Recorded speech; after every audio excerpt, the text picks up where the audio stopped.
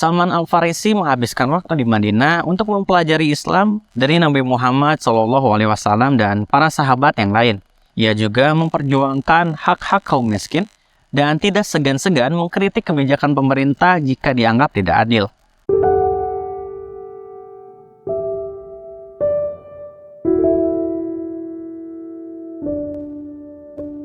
Assalamualaikum warahmatullahi wabarakatuh. Saya Adi Cipta dan sebelum mulai, klik dulu tombol subscribe-nya dan nyalain juga tombol loncengnya. Salman Al-Farisi adalah salah satu sahabat Nabi Muhammad SAW yang dianggap sebagai salah satu orang soleh pada masa itu. Ia lahir di desa Jayan dekat kota Isfahan, Persia pada abad ke-6 Masehi. Awalnya Salman Al-Farisi adalah seorang penganut agama Majusi, yaitu agama yang menyembah api. Namun kemudian ia pindah ke agama Kristen dan menghabiskan waktu bertahun-tahun untuk mempelajari ajaran Kristen.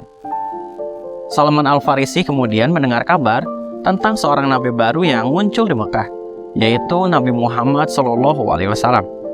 Ia pun merasa tertarik dan berangkat ke Mekah untuk menemui Nabi Muhammad.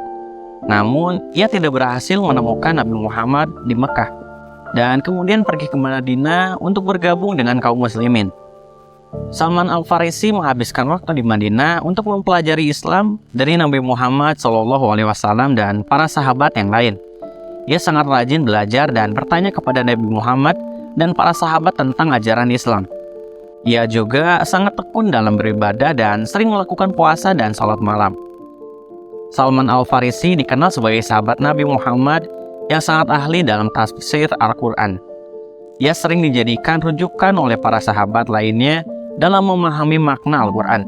Selain itu, Salman Al-Farisi juga terkenal sebagai seorang sahabat yang sangat sederhana dan rendah hati.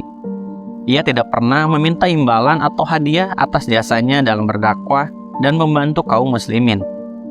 Salman Al-Farisi juga dikenal sebagai sahabat Nabi Muhammad SAW yang sangat peduli terhadap keadaan kaum muslimin yang miskin dan membutuhkan. Ia sering memberikan bantuan dan sedekah kepada kaum muslimin yang membutuhkan. Ia juga memperjuangkan hak-hak kaum miskin dan tidak segan-segan mengkritik kebijakan pemerintah jika dianggap tidak adil. Salman Al-Farisi meninggal dunia pada masa pemerintahan Umar bin Khattab sebagai khalifah. Ia dianggap sebagai salah satu sahabat Nabi Muhammad SAW yang paling soleh dan taat kepada Allah SWT. Sampai saat ini, nama Salman Al-Farisi tetap dihormati oleh umat muslim di seluruh dunia sebagai contoh teladan dalam beribadah dan berdakwah. Wallahu a'lam bishawab. Terima kasih yang sudah menonton video ini sampai selesai.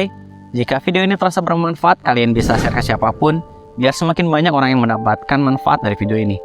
Sampai berjumpa lagi di video lainnya. Wassalamualaikum warahmatullahi wabarakatuh.